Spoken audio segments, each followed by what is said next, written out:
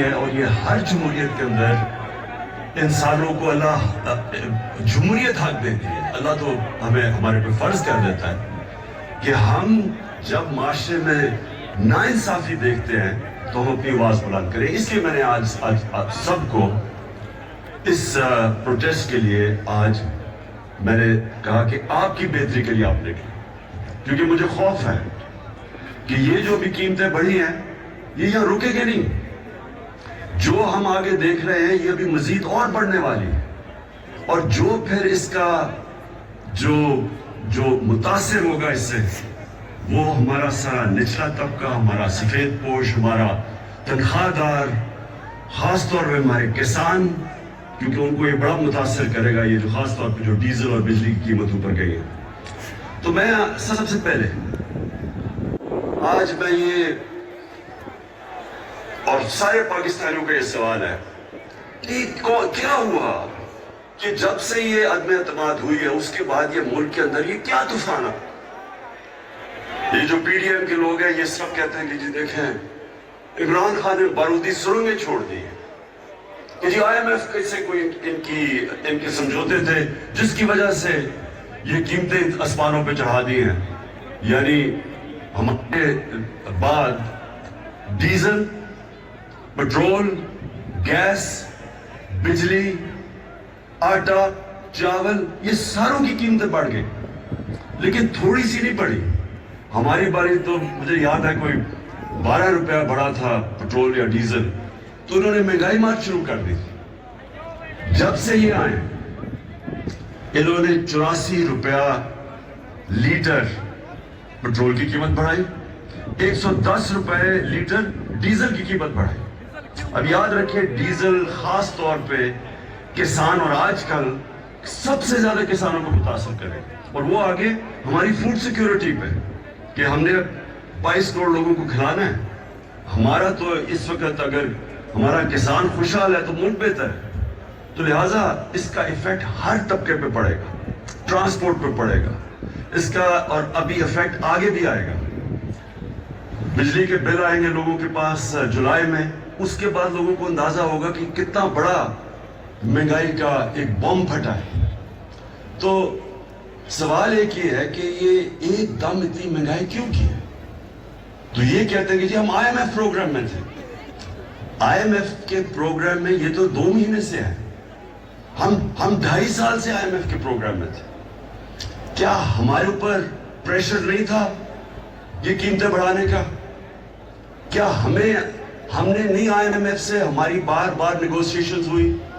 کیا ہم نے اپنے لوگوں کے مفادات کی حفاظت نہیں کی؟ اور یہ کیوں نہیں کر سکتے؟ کیا ہمیں جب انہوں نے کہا تھا کہ پٹرول اور ڈیزل کی قیمت بڑھاؤ تو ہم نے 10 روپے کم کی تھی؟ کیسے کی تھی؟ ہم نے ادھر ادھر سے پیسے نکالے تھے، ہماری ریکارڈ ٹیکس ہم نے اکٹھا کیا تھا، اور جب ریکارڈ ٹیکس اکٹھا کیا اور پھر ہم نے جگہ کے پیٹ کاٹ کے، لیکن ہم نے 200 ارب کی سبسڈی دی ڈیزل اور پٹرول نیچے رکھنے کے لیے، کیونکہ ہمیں پتا تھا کہ جب آپ ڈیزل اور پٹرول بڑھاتے ہیں سب کچھ بڑھ جاتا ہے. 4 روپے یونٹ بجلی کم کی ہم نے، تو اس کے لیے سبسڈی ہم نے نکالی. ہم بھی آئی ایم ایف پروگرام میں تھے. اور یہ یاد رکھیں کہ ہم آئی ایم ایف کے پروگرام میں ہوتے ہوئے ہم نے ہیلتھ کارڈ دیا. پاکستان کی تاریخ کا سب سے بڑا اگر فلائی کام ہے وہ ہیلتھ کارڈ ہے، کہ ہر خاندان کو، ہمارے جتنے صوبے ہر خاندان کو 10 لاکھ روپیہ ہم نے ہر خاندان کو دیا 1 سال کے لیے ہیلتھ انشورنس. کسی بھی ہسپتال میں علاج کروا سکتے. کبھی پاکستان میں اتنا بڑا پروگرام نہیں آیا. پھر ہم نے کامیاب پاکستان کیا، اور کامیاب پاکستان میں ہم نے قرضے دیے سود کے بغیر نچلے طبقوں کو. ہم نے احساس کے پروگرامز کی سب سے زیادہ پیسہ خرچ کیا احساس پہ. احساس راشن کیا کہ لوگوں کو ہم نے نچلے طبقے کو 1.5 کروڑ گھرانوں کو 1.5 کروڑ گھرانوں کو ہم نے احساس راشن کارڈ دیا کہ وہ جا کے آٹا، گھی اور چینی وہ ایک ڈسکاؤنٹ پہ لے سکے کریانہ سٹور سے. تو یہ ساری چیزیں ہم بھی آئی ایم ایف پروگرام میں تھے. اس کے باوجود ہم نے اپنے قوم کا دھیان رکھا. ہم نے کوشش کی کہ لوگوں کے اوپر پریشر نہ پڑے. یہ کہتے ہیں کہ جناب دنیا میں عالمی مہنگائی ہوگی. عالمی مہنگائی تو پچھلی گرمیوں سے ہے. یہ جو ساری قیمتیں بڑھی ہیں تو پچھلی گرمیوں سے بڑھ رہی ہیں. تو یہ ہم نے بھی سارا کچھ فیس کیا. کہنے کا مقصد یہ ہے کہ آج یہ کیا اتنا بڑا طوفان آیا کہ ہماری مہنگائی بھی اسمانوں پہ چلے گی اور مزید اور جانی ہے. اور اس کے بعد جو ہماری معیشت ہے, جو نقصان ادھر ہو رہا ہے.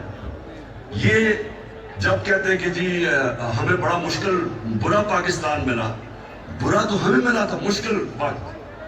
یہ چھوڑ کے گئے تھے جو اصل بارودی سرنگ تھی, اس کو کہتے ہیں کرنٹ اکاؤنٹ ڈیفیسٹ, بیرونی خسارہ, کیونکہ وہ ڈالرز کے اندر خسارہ ہوتا ہے. پاکستان کی تاریخ کا یہ سب سے بڑا خسارہ چھوڑ کے گئے تھے, 20 ارب ڈالر.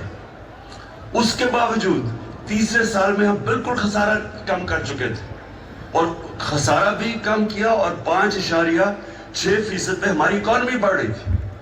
اور یہ یاد رکھیں کہ یہ کرونا کا سال تھا, اور اس سے جو 2 سال کرونا کے تھے, دوسرا اور تیسرا ہمارا سال کرونا کا سال تھا. اور کرونا کا کے باوجود 5.6% پہ پاکستان بڑھا, جب ہندوستان -7% پہ چلا گیا. ان کی گروتھ, ان کی دولت میں بجائے اضافہ ہونے کے نیگیٹو میں گیا. اس دور میں جس طرح پاکستان نے سب سے, یہ صدی میں ایک دفعہ اتنا بڑا بحران آتا ہے جو کرونا کا ساری دنیا میں عذاب آیا, تو پاکستان وہ ملک تھا چند ملکوں میں سے جس نے سب سے بہترین طریقے سے اپنے لوگوں کو بچایا, غریبوں کو بچایا, اپنی معیشت کو بچایا. اور اس میں آج خاص طور پہ پھر سے, میں پہلے بھی کہہ چکا ہوں کہ میں آج خراج تحسین پیش کرنا چاہتا ہوں ہماری NCOC, جو ہم نے اسٹرکچر بنایا تھا, جس کو اسد عمر اس کے لیڈ کر رہے تھے, جس میں سارے پاکستان کے ادارے تھے, سب نے اپنا کام کیا, جس میں پاکستانی فوج بھی تھی.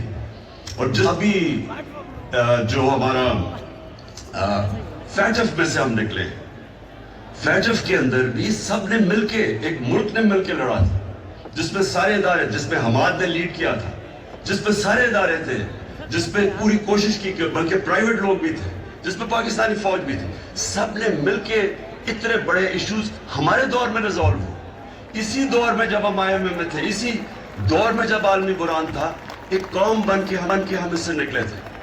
یہ جو آج پھنسے ہوئے ہیں, یہ جو آج ہماری ساری جو اتنی مشکلوں سے ملک کو ہم نکول کے یہاں لے کے آئے تھے, آج مہنگائی کے علاوہ جو ہماری معیشت ہے خطرے میں ہے. موڈیز کے اندر جو کریڈٹ ریٹنگ کرتا ہے کہ ایک ملک کی کریڈٹ ریٹنگ, انہوں نے مائنس میں ڈاؤن گریڈ کر دیا. اس کا